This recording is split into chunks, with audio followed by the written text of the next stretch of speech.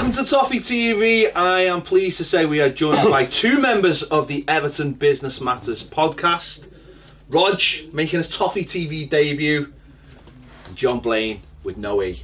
That's the one. Yeah, thank you. It's always good to get the name right, isn't it? So you were here like 2 weeks ago, John. Yeah. Not loads has changed, but loads has changed, I feel, as well. Has it? Well, Really? we've made a sign. Have we? For a start.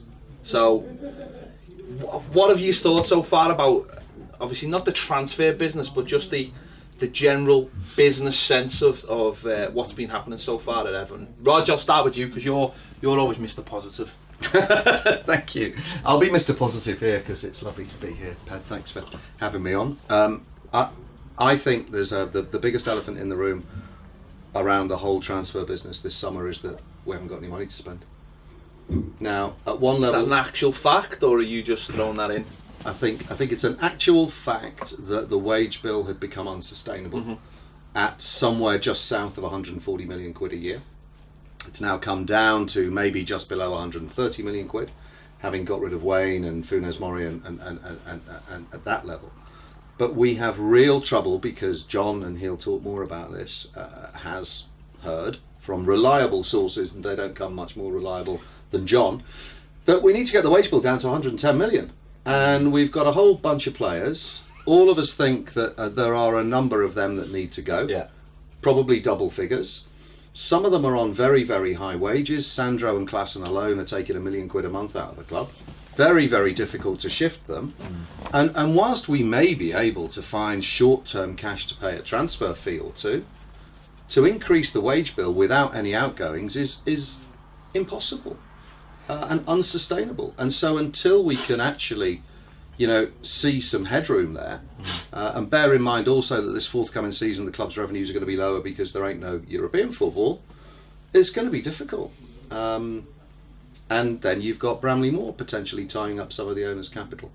So I think it's tough for us to find the money to pay the wages. That's what I mean by we've got no money.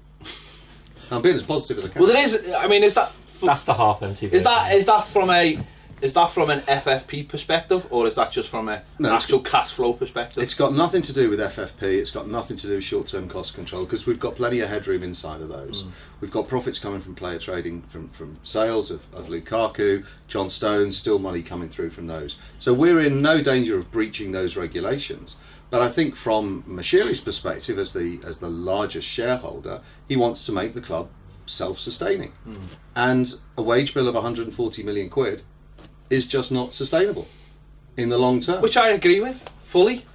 Now, had you bought players with some resale value and had some of those players that were bought performed to a level that make them attractive in the market, you might be able to shift them on more easily. Yeah. That's the real problem for me. John, come on, you're pulling faces. Jump in here. I mean, everything Roger says makes sense, and we talked about this on. Well, yeah, he does sometimes. Yeah, we talked about this on Everton Business Matters, and whilst the broad brush is we don't have any issues with short-term cost control, which is the Premier League rules, or financial fair play, which is UEFA rules. Some of those are around how much you can increase your wage bill by. So, as Roger says, set affordability to one side, you can only increase your wage bill by 7 million quid compared to the year before. If you're going to bring in players, which we hope to, with whether it's Richarlison and others, and I guess the new baseline now is 100 grand a week, isn't it? Maybe it's 120, it's 140 grand a week. So you could almost say, well, Rooney's gone, Richarlison comes in, you're pretty neutral on your wage bill, but you've got the drag of the transfer fee. Yeah. So whilst we might not be in danger of breaching those things, and mainly because the UEFA rule is around a 3-year rolling average type thing, we'll lose money in the next accounts, I guess. We'll make a loss. So that sends a flag up then, as far as UEFA are concerned, which we'll then have to counter. And I think what's happening here is Mashiri is saying, enough. The previous chief exec has sort of gone on a bit of a spending spree.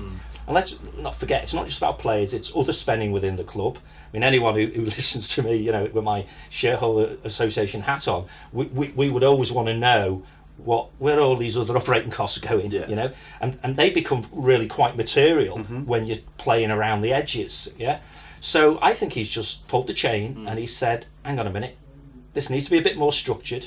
The key thing is, which he said at the general meeting, and Roger said it just now, is around sustainability. You can't keep coming to Daddy and asking him to give you another 10 quid out of his wallet. Yeah, you've got to be able to fund what you're doing through your own resources, and particularly with a huge cost on the stadium coming along.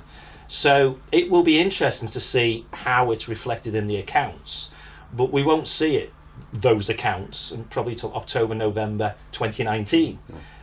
Cash flow clearly shouldn't be too much of an issue, because we're pulling forward, we're effectively taking loans on the advance payments around the final payments on Stones and some of the payments on Lukaku. So cash flow should be okay. But we have got players there who are on big wages who we might struggle to move on.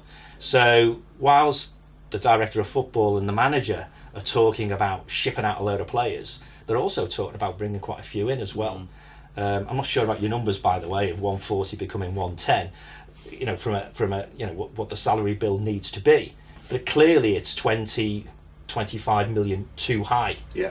And that needs to come down. The trick, of course, is, do we want it to come down by 25 so it can go back up again with new intake? Yeah. Or is it we want to get it to a more sustainable level? And clearly it all comes back to a percentage of turnover. And I'm honour bound to say, unless our commercial performance improves, we're going to have this problem all the time. Yeah. Because there's a glass ceiling there. Yeah, and that turnover's going down this year, John, because of no European football. But that's not going to go down by much for European football, is it? I mean, that's only...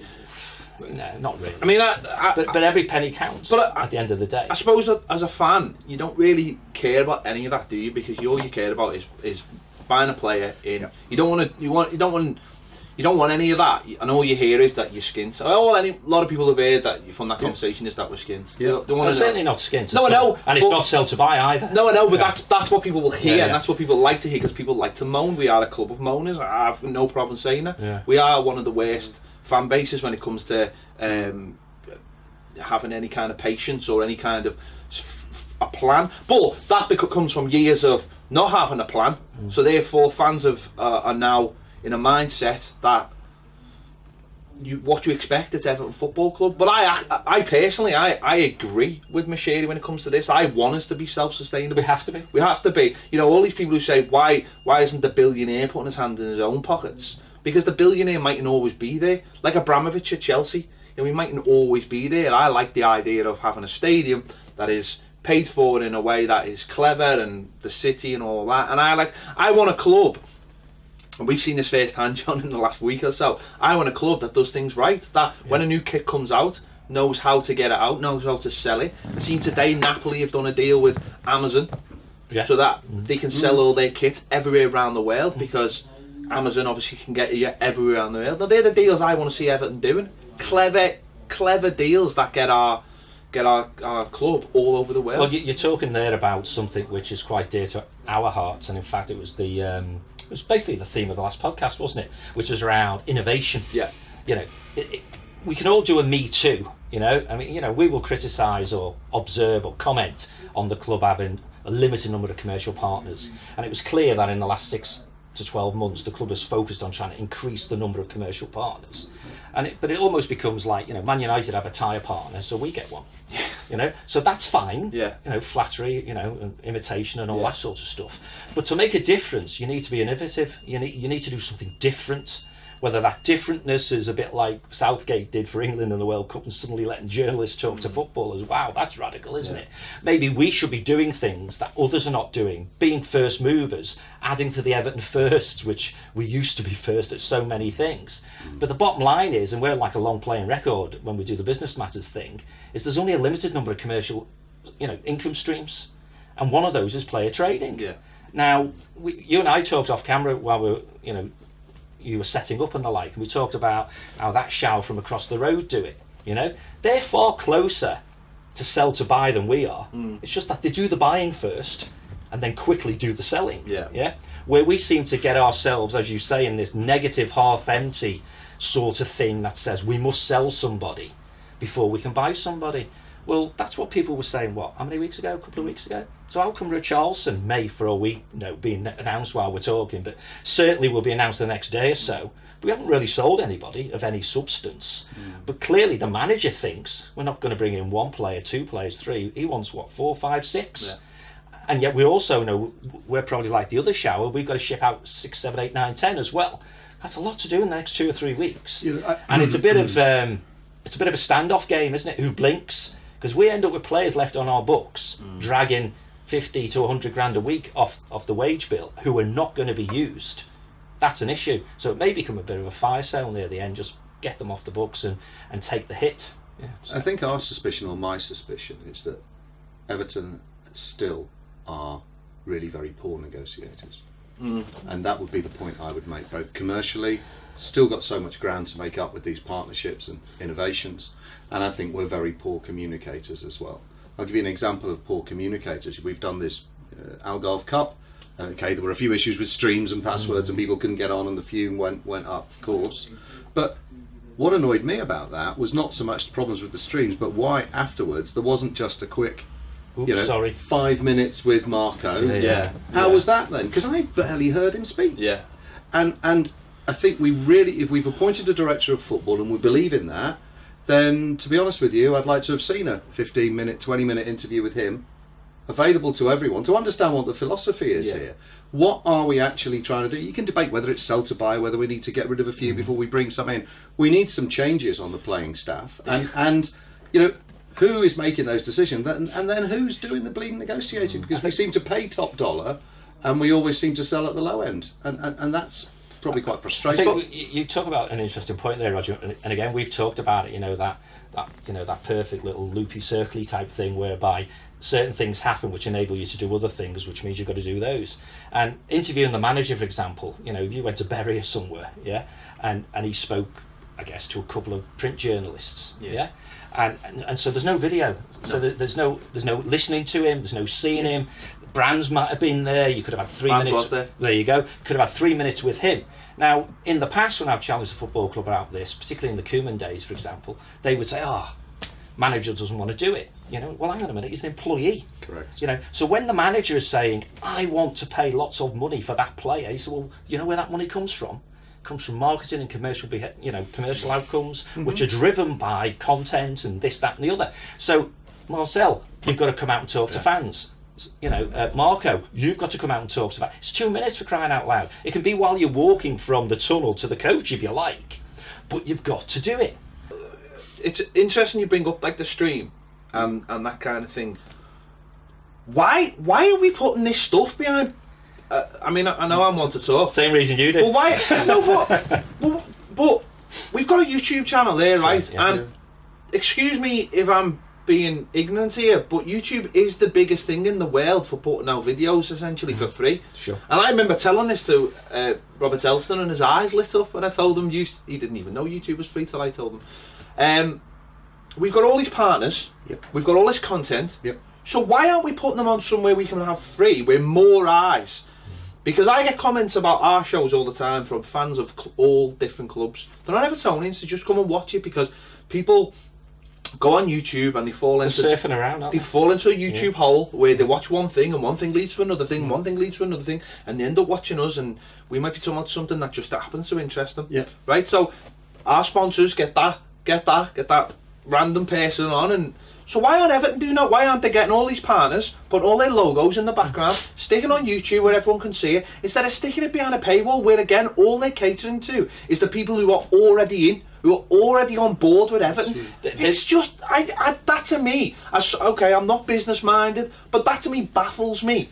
That you are hiding content. All right, yeah. So we talked about this on the last podcast, and it's all about wanting to grow your business. And if you are a challenger brand, which sadly we still are, then you've got to open your doors to everyone. And if you want to attract new partners, then you're going to put their names out there. So every Evertonian in the world can go and watch Ardning or whoever it was against Everton tonight. Or we've got an interview with Marcel Brands. It's presented by XYZ, Everton's partner here. Lots of logos and accessibility. You've got to open your doors to everyone, you know. And that mentality comes from the top.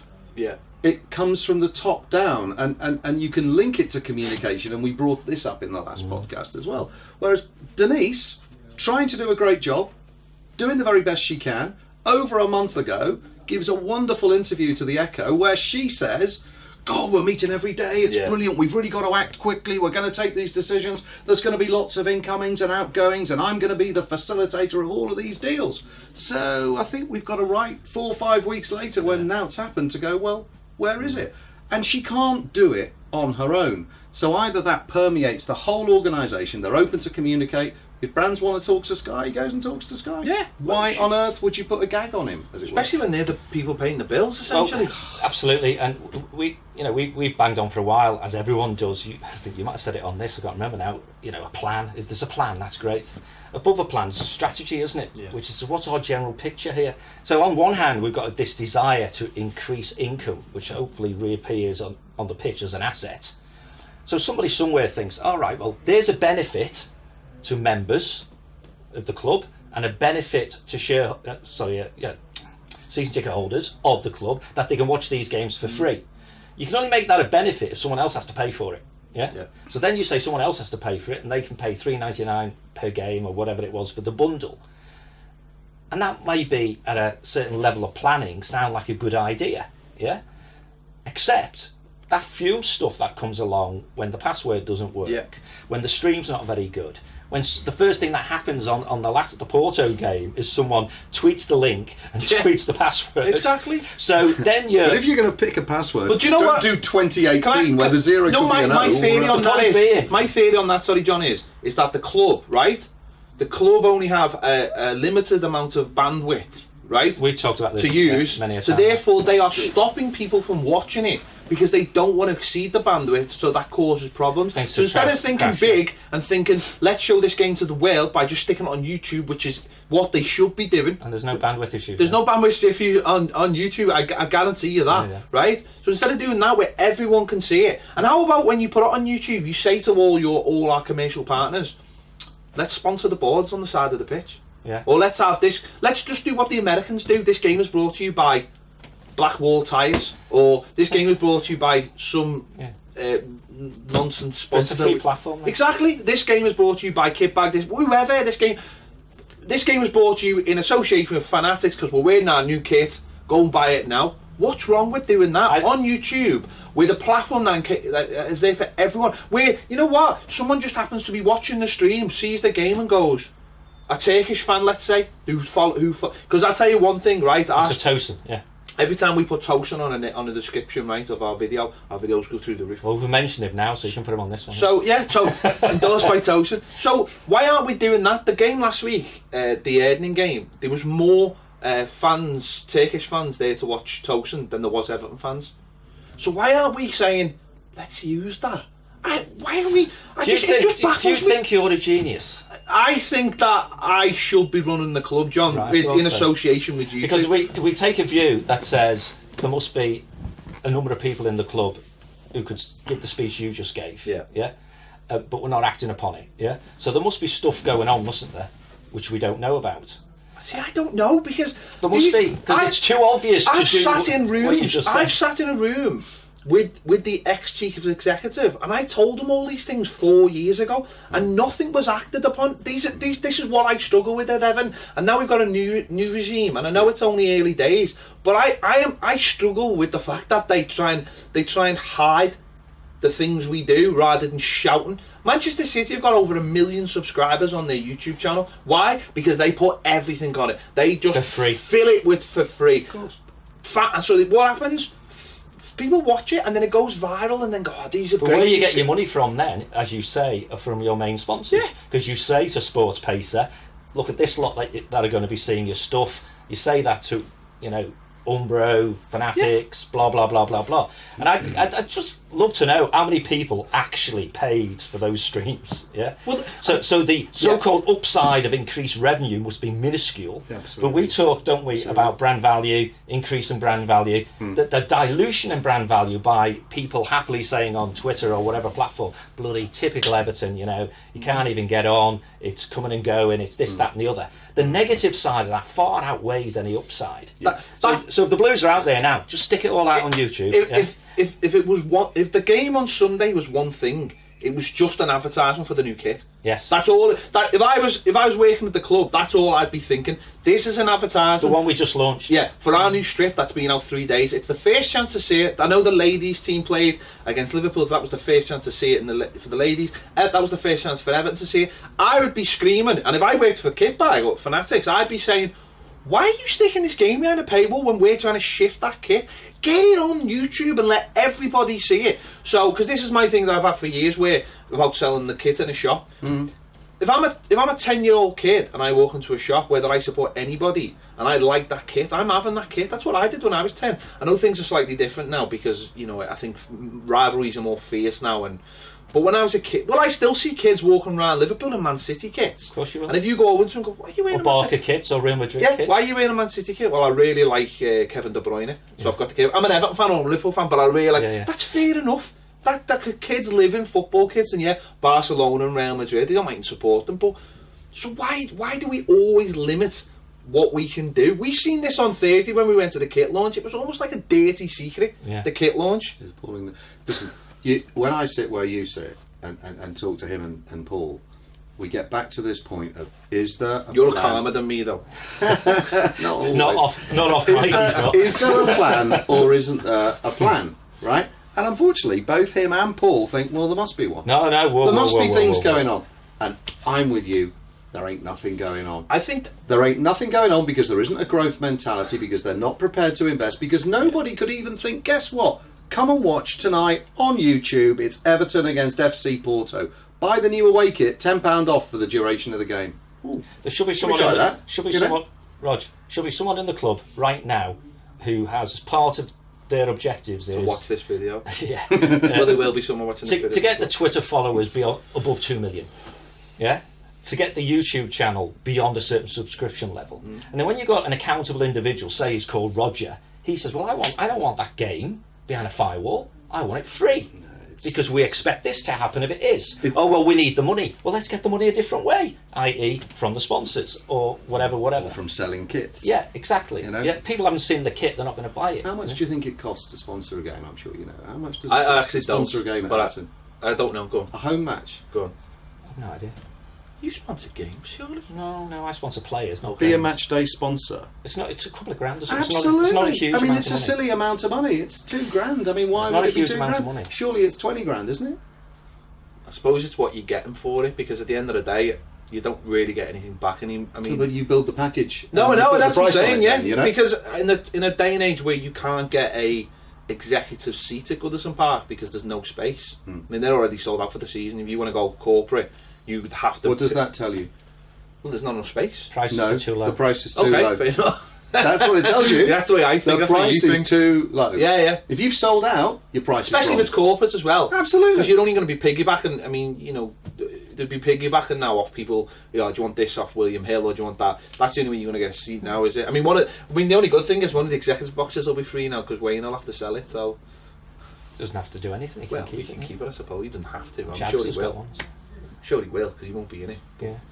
But you're right. But so it comes back to this: do we have anyone at the club? Because I really do admire and want to support Denise in what she's doing. Okay, put that on record, 100%. But I don't want to hear any more about getting our Everton back, because I ain't got a clue what that even is. No, I want a successful football club that wins trophies. I suppose it's the same as getting our country back, isn't it? No one actually knows what it means. And if it means going back to the days when, it was a lot easier and Everton were one of the big five, and that it wasn't all about money, and we were the millionaires still, and we could, if we wanted the top player, we wanted Alan Ball, we got Alan Ball. The world's changed. Go and ask Man United if they want the old Man United back. I don't think they do. No way. I think they want to compete and want to know continue to be successful and want to keep building and want to build that, build the other stand. That's what they want to grow. Correct. We just seem to not want to do that. Yeah, but you get into a very interesting place, don't you? Because I had a go at the club last year sometime about ticket prices remain stable, and maybe we can justify that on growing the fans of tomorrow with the kids' prices and all that good stuff. But what's the justification for hospitality places staying the same price? So sure, they put the prices up moderately, But you've got to dip your toe in the water, haven't you? Think, how much can we put them up before we start ending up with spare places? But it's sold out again, so that's goodness. But inevitably, and this will happen when we get to Bramley Moor, depending on what the capacity is, we'll get to the place where demand exceeds supply. Yeah. So what's the average fan going to do when you sit in the equivalent of the park end, say, and you're paying whatever it is, 500 quid for a season ticket, and it goes up to 700 quid. And then the year after, it goes up to 900 quid. And the year after, it goes up to 1,100 quid. But the team's getting more and more successful. Because you're taking people out of the ability to watch, yeah, because they can't afford it. But it's a chicken and egg. If you don't have the income, you can't put the assets on the field. If you can't put the assets on the field, you'll end up with a less than full stadium anyway. Yeah. And that's the conundrum I think the football club's getting itself into around the capacity of Bramley Moor. What do we do? The easy way is to have a small capacity stadium and always have demand for it. Yeah. But you're still going to have that issue. You've got to drive up your income. Answer, higher ticket prices. So we're going down a journey here with, if those other towers, which fundamentally are match day income itself, not just tickets, all the other stuff that goes with it, player trading and commercial income, they're pretty much where the money's got to come from. Should that start now? Going back to what you were just saying, It started yesterday. No, but in the executive, in terms of Goodison, should this summer have been, or should they start be testing now and saying, well, we've got a lounge there, it's the platinum lounge now, Whatever, yeah. you know, and we're bumping the prices and just seeing. Well, they have put the prices up for this forthcoming season, and they've still sold out. Yeah. But I first had that conversation with people at the club 3 or 4 years ago when the account manager who was looking after me was really quite buoyant because, you know, it's May, the season had only just finished, and we've already sold out. Yeah. And I said, well, ticket prices are too low then. Look, I think the issue here... People just automatically renewing is crazy. Going back to this whole, we want our Everton back bit, I think the problem is that our history is sometimes like a ball and chain, and that's what holds us back. Because there's an arrogance at times with Everton and its history, and we've got 9 league titles, and that's so we don't need to change, and we do a lot of great charitable work, so that's great, and that's the Everton we want. We don't want higher prices, we don't want more partners, we don't want to have to play this horrible Premier League game, and if we want to be successful, we have to play the game. And history, the history, in my opinion, stifles the ambition that the club needs to show. You know, we are not competing with the top 6 anymore, Ped. Forget it. Oh, yeah. It's not happening, right? We'll be lucky to compete with West Ham, Leicester. You've just sold out 52,000 season tickets. You know, we have the greatest potential. Still the greatest potential. The sadness is that it's been massively, this opportunity has been massively missed because a lot of money's been wasted in the last couple of years because of poor management. Yeah. Because we brought some new players in, but we didn't do a great deal with the corporate structure and the management team and the senior managers. And you know, right now we still haven't changed that very much. And we're on our 4th manager. And we're on another churn of the squad. But we're 250 million down, and you can't expect Farhad to keep putting his money in his pocket. So we need imagination and ambition on the commercial side of the club. I don't mean increasing season ticket prices, because affordability is important, but you need to have a model for Bramley Moor that you're starting to test now, to come back to your point, which is, people will pay 600 quid, 700 quid a game, you know, of course they will. Why not? In the corporate arena, and you can sell that out. Your pricing's got to be too low if it's sold out by May, for goodness sake. We're following a well-trodden path, though, with new money, which is you overpay for players, some are successful, some are not. And it's almost like... phases, isn't it? You know, phases of play, passages of play, and perhaps this is the one that really matters. Can we be quite hard-nosed decision makers?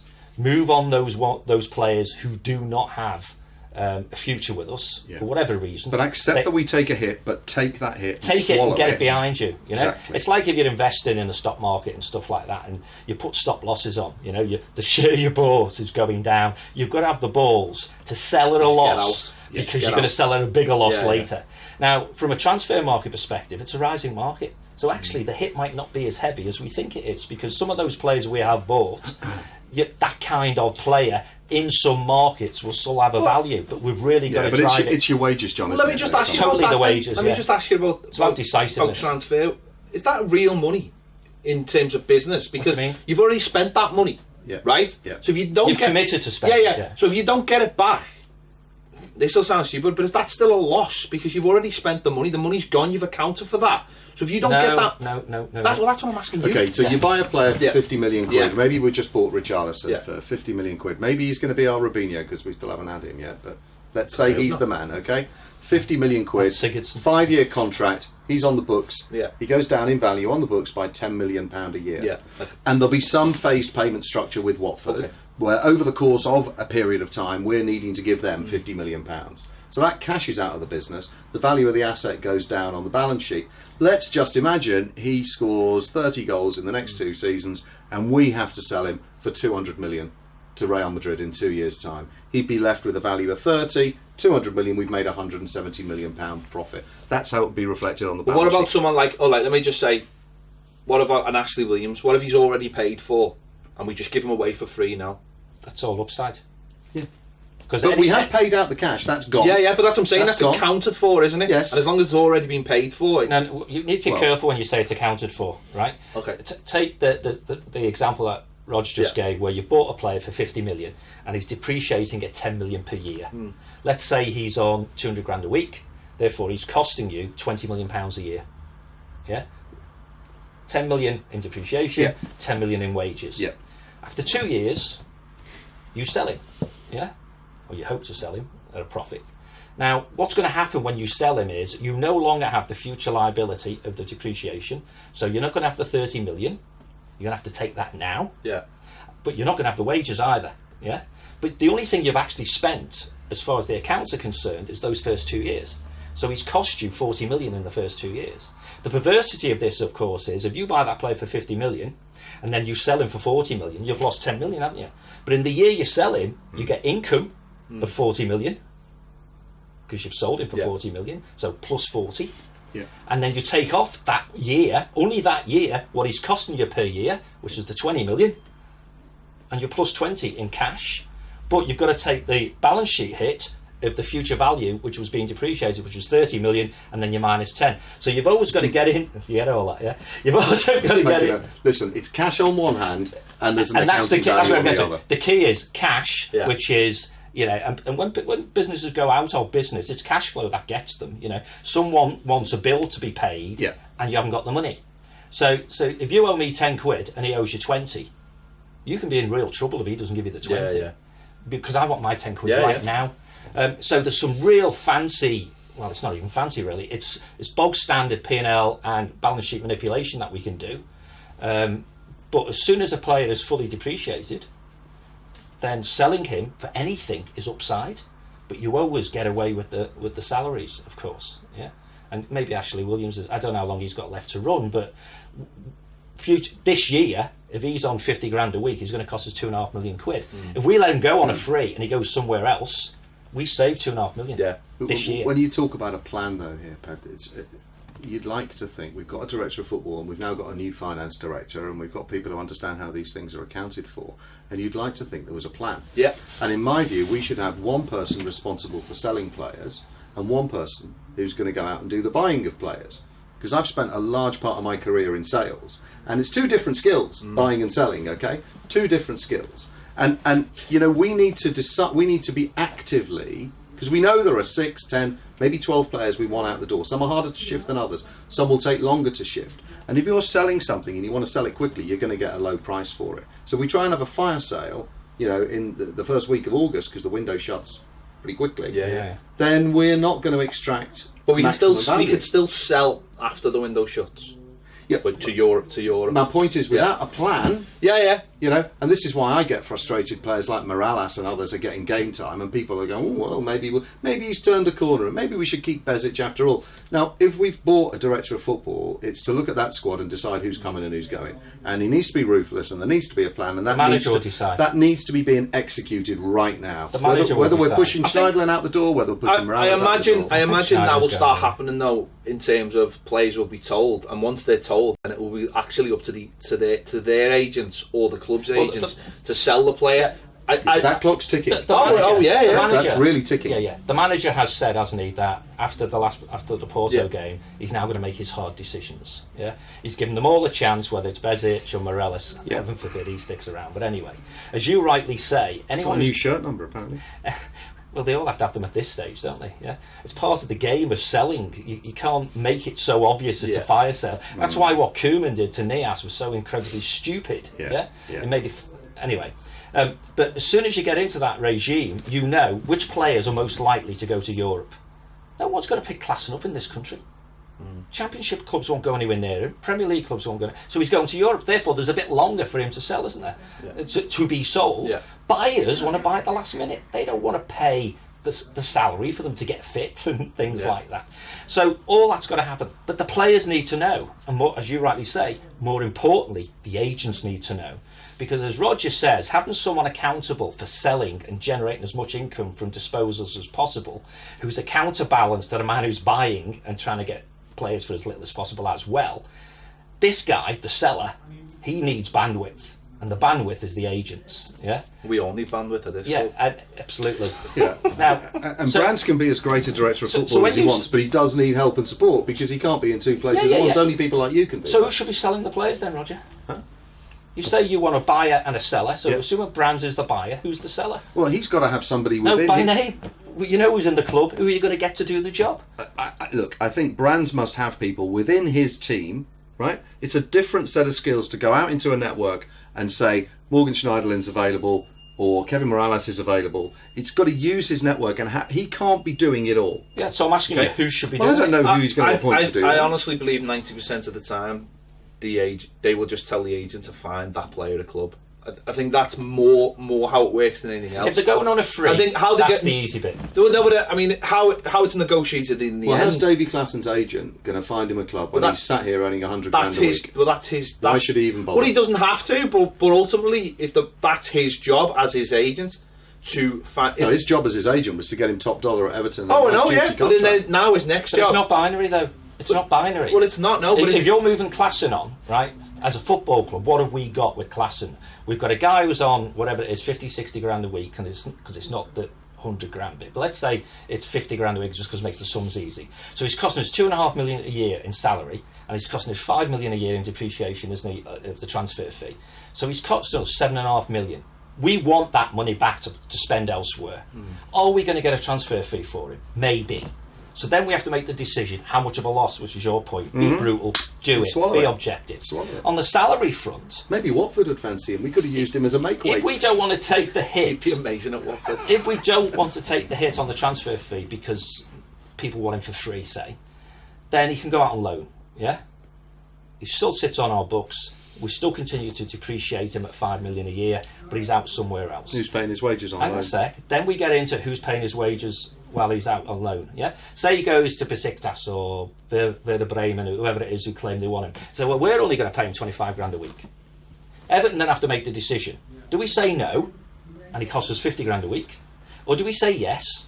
We pay him 25 grand. They pay him 25 grand. A bit of a win-win. We've got a dilution in the cost to drag on the business, and they've got a bit of a bargain. If he goes there and pulls up stumps, we might get a transfer fee, and then we flip it back again. Then you get into loan fees as well. I mean, I think loan fees are just a euphemism for paying the wages, aren't they? Yeah. Well, you're essentially paying someone's contract for a year, though, aren't you? Exactly right. And it's doing all that and being able to make decisions, because that's the point. Yeah. When you say someone's going to do this, they've got to be accountable. So you say to Bill Kenwright, go sell these 10 players and get the most you can for them. You say to Brands, if you're Silver, I suppose, and they all have to talk to each other, go and get me these 5 players at the lowest possible cost that you can. And in this example, if he's the seller and he's the buyer, Brands and Kenwright need to be in cohorts to make sure that they know what the balance looks like. Because he isn't necessarily going to be able to buy if he's not selling. That's not sell to buy. It's understanding where you sit in the budgetary objectives that we've got, which has got an overarching, we shall reduce our wage bill by 20 odd million, versus are we getting the players that we want? Yeah. Now the thing about Richarlison, which is, forget whether it's 50 million or not, it's a lot of money. So we must have some headroom. So then you get into, where's that money coming from? Yeah. It can only come from 2 places. Where do you think it's coming? Well, it can only come from 3 places, right? Place number 1 is from income that we've sold, that we've brought in from selling players. Place number 2 is debt, borrowing, And I don't think Mashiri particularly wants to see borrowing, because he's got all the plaudits for actually bringing our debt down to next to nothing. And that debt liability is going to be played against us on the stadium if we're not careful. Therefore, that largest shareholder dips into his pocket. He's putting his hand in his pocket. So he's going to put some money in, right? Just like he has in previous years. But if he's going to do that, and he saw how badly it was spent last year, he's going to want to make sure it's not sold. He's going to make sure it's not done that badly this year. One way to address that is to say, you've got to get the wage bill down. Because it was a runaway last year, wasn't it? It just went up. But isn't that a sign of having confidence in his own man? Because he's brought them in, he's brought the manager in, he's brought the director of football in. Yeah. You can't bring those people in. And I mean, obviously the first... But Allardyce was his man. Koeman was his man.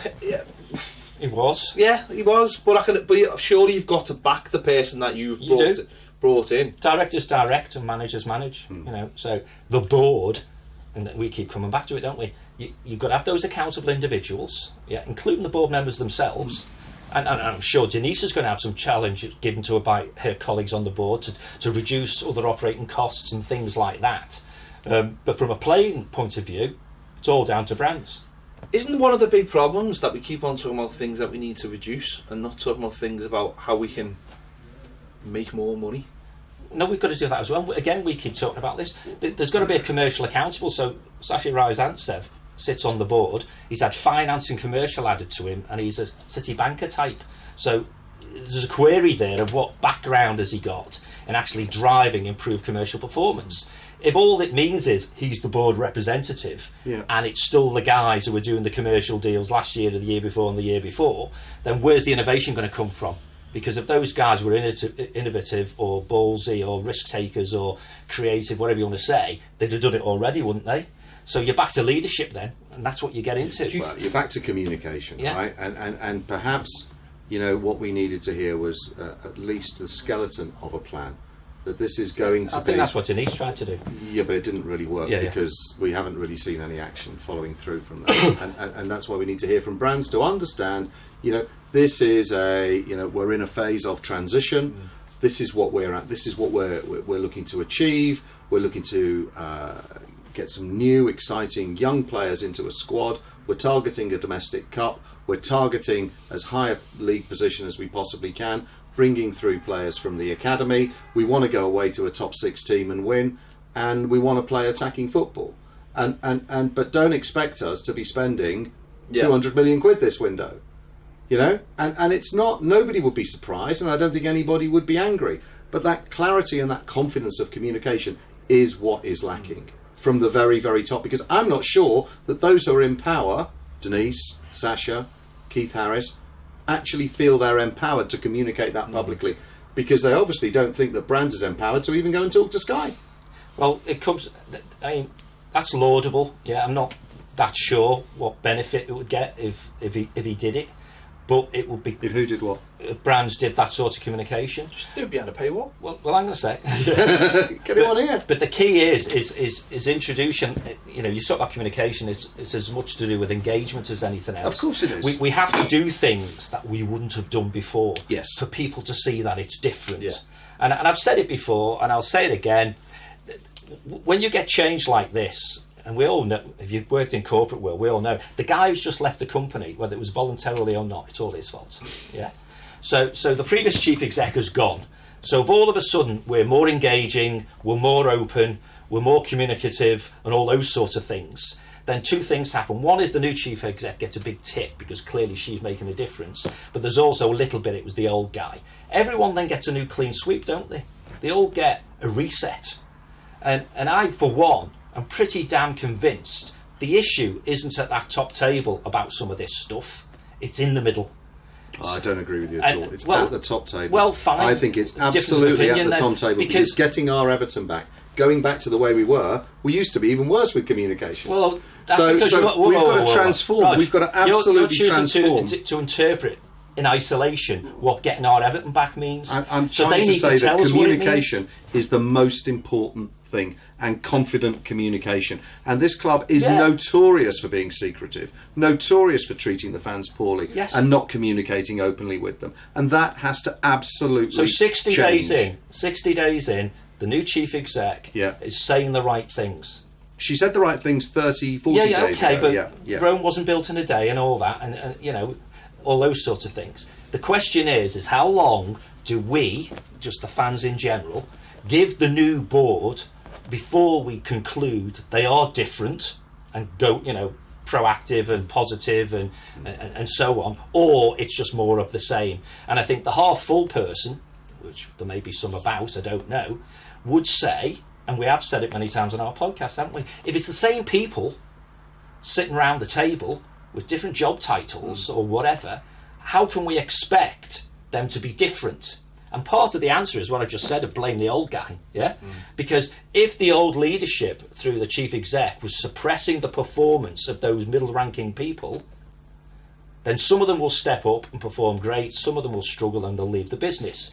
If it wasn't him, if it was more institutional, which I think is the point you're leading towards, there won't be a change. The only way you can then fix that is with a really heavy, strong, powerful leader who does it on the force of their own personality and the like. Yeah, and I've not seen anyone who's had that testicular to get out there and say, we are going to do this. No, but who's proven that they're capable of growing a business, John? Now, we can't talk about a new board because Harris and Ryzantsev and Denise have been on it for the last 2 years. But it's a new board because Elston's not there.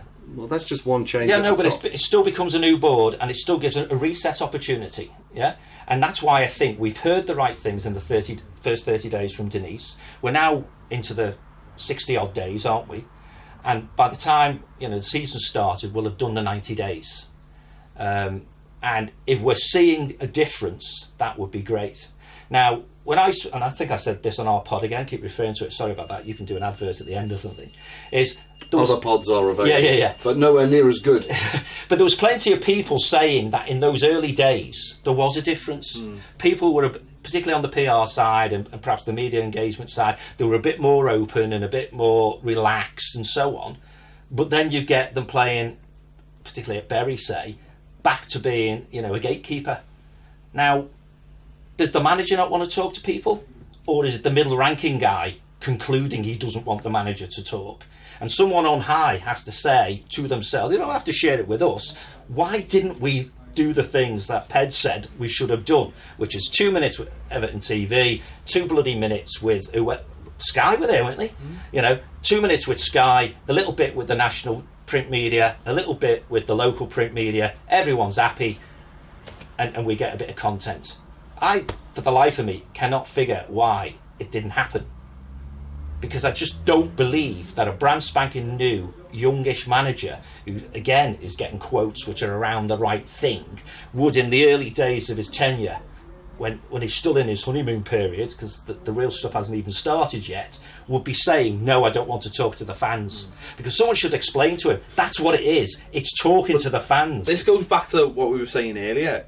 He did something after the game on Sunday night, but he did it in Portuguese to a Portuguese TV company. Yeah. The quote still got out what he was saying, but what you've just been saying is interesting, because he has done an interview with Everton this week, but it's behind a paywall. Well, not a paywall as such. It's behind the members and the seasons in. After the Ardney game? So, no, he did it. He's done a sit down with them. He's done a sit down interview. Because the one after the Ardney game is behind a paywall. Yeah. So he's done a sit down interview this week. Crazy. But it's it's a members only thing. So again, you're hiding the thing that you're trying to project. I just don't get these decisions. It's that big picture thing we were talking about before.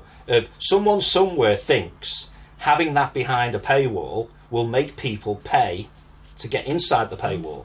But this is where he and I know it was there. So this is where he and I would draw a different conclusion. The chief executive should be aware of that and should say, stop that. Yes, that's got to be public. Absolutely. It's no good blaming it on middle-ranking officials.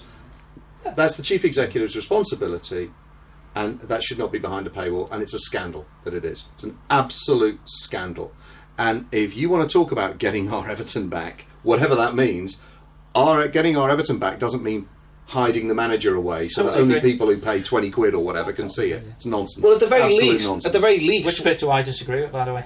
No, because I'm saying that the responsibility for that is with the guys and girls at the top table. It always finishes at the top table. They're responsible. But I understand what you're saying, because you're saying, well, if you give that job to somebody, if the media guy in Bury on the spot decided the manager was not going to speak to the sit-down fan interview. group. The sit-down interview with the manager that's been done, that's behind a paywall, should not be behind a paywall. I agree. And the minute that Denise finds out about that, which she might find out by she should put it. She should put it on the official site and through every channel, YouTube at the channel, end of the day, free to all. Well, there's a challenge. That's where that should be. Here's a challenge, right? If sometime after this gets broadcast, that interview is free to air.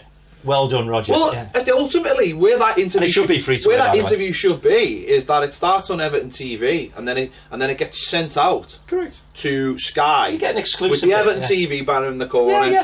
Taken from Everton's YouTube channel. It's in the top left-hand corner, won't it? Sourced by Everton. But I know TV, it just says it should say taken from the Everton YouTube channel. Interview with Michael Silver, where he's been dead positive and he's talking dead open about what his plans are, and it gets out to every Evertonian.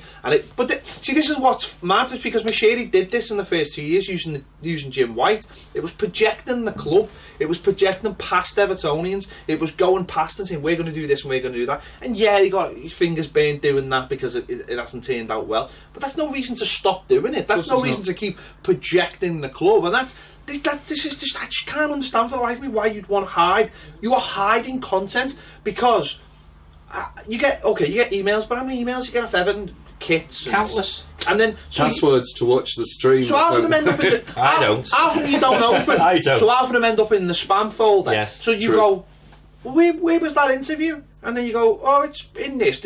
It's in a website. I didn't know he did it. And halfway down, did I haven't seen it. I can assure you, I haven't got an email saying. Well, I bet you have, right? But you wouldn't know because it just says halfway down there'll be a little link that you click on that takes you into. But what's the subject heading on the? I have no idea. See, there, I've got no idea. And how many different email addresses do they send us stuff from? Well, it should just be on the YouTube channel for all to watch. For every Evertonian, so I can just go and get the URL and stick it on my website. Yeah. But what's the difference? Then you get a cascade. Then. What's the difference? It's getting the message out to everybody. Everybody. The difference is it's a growth culture backed by ambition and confidence, rather than a play it safe, carry on how we've always done it. This is how Everton are, and we're not going to change because people will still turn up, sold out season tickets, record attendances, and everything's fine. Everything's far from fine.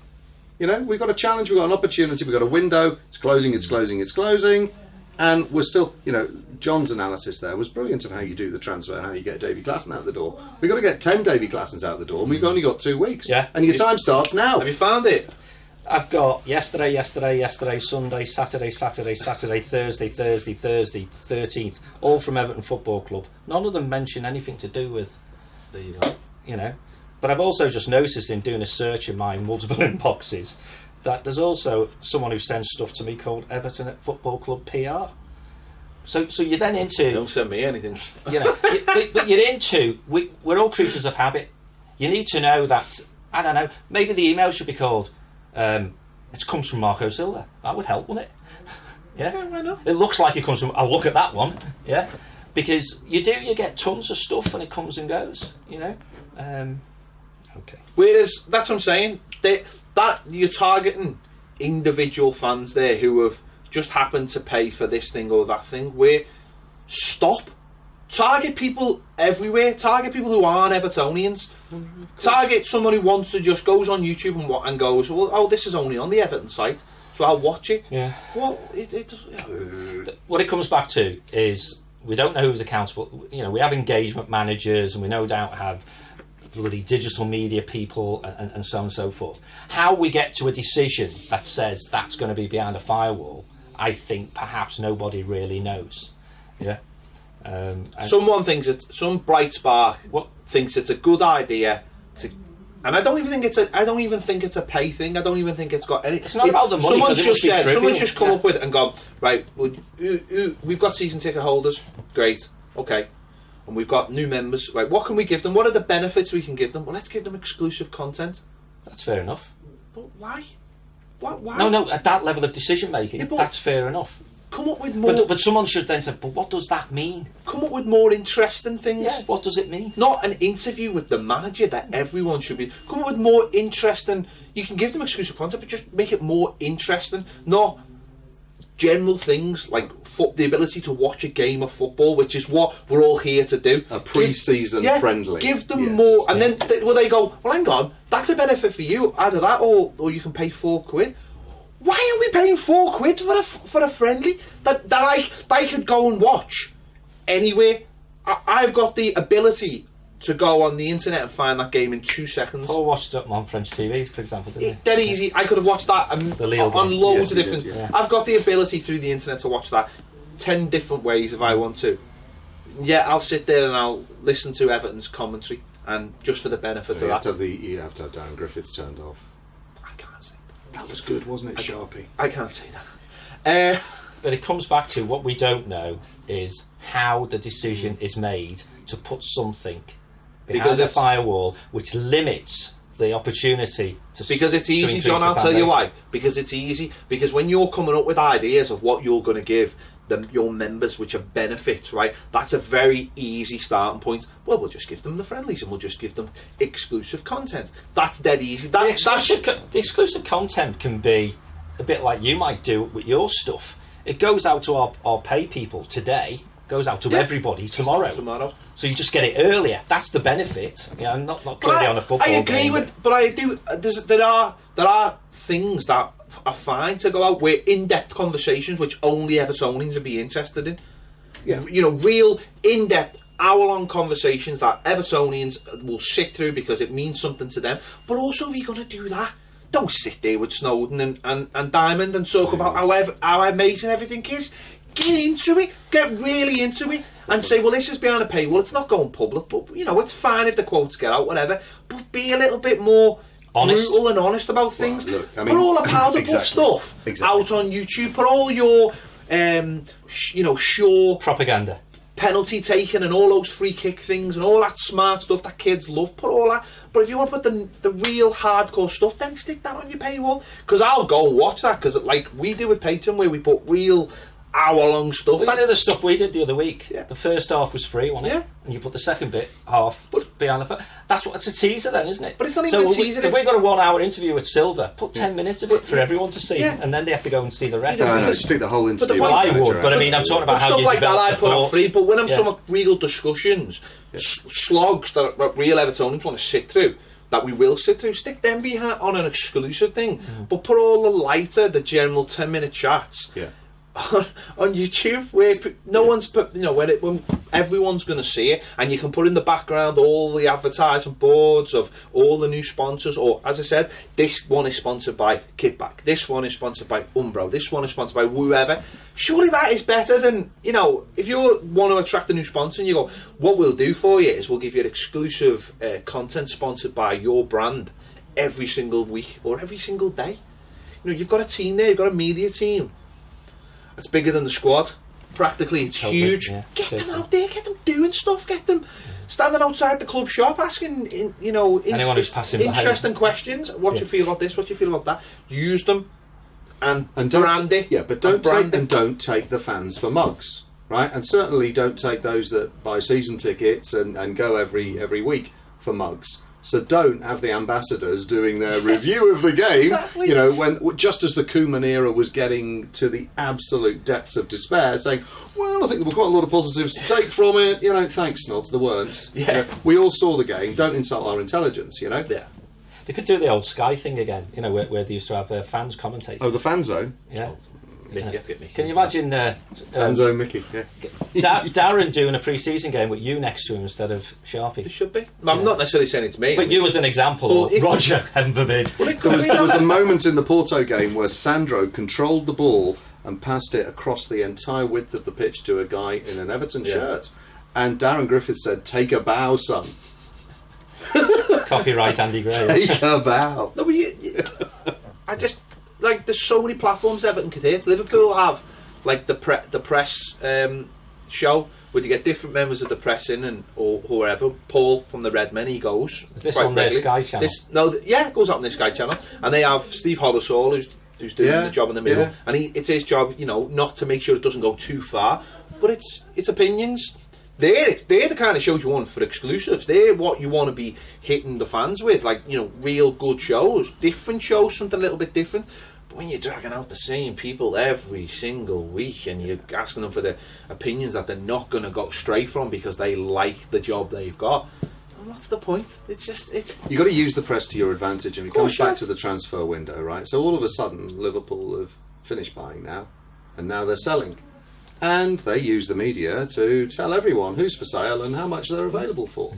You know, Manchester United have decided Anthony Martial might be available for 50 million, so bizarrely that's in the paper. Yeah. You know, and like I said earlier, there needs to be a plan, and we need to communicate in a trusted way with the media to say, yeah, Davy Klassen, you know, he's attracting a lot of interest from clubs in Germany, but get the message out there.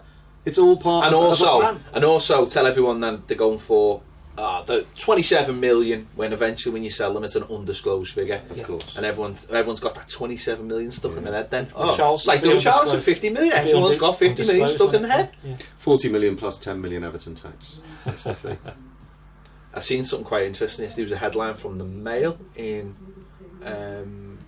April. Manchester United hope to beat Bayern Munich for Richarlison in £40 million deal. Nice one. That was in April, and now everyone's 40 million for Richarlison. Oh, dear, It's crazy. anyway, we could talk all day, and we will, but Frequently do. But over on Patreon. See, I've done yous. I've done yous all. Stuck yous in. Should we go now then?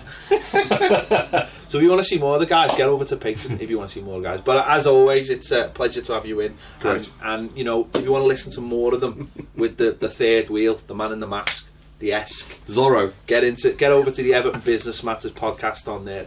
The Blue Room EFC. I'm even giving the Blue Room a plug. I must be in a really good mood today. We'll plug you, don't worry. Oh, good. We'll catch you later.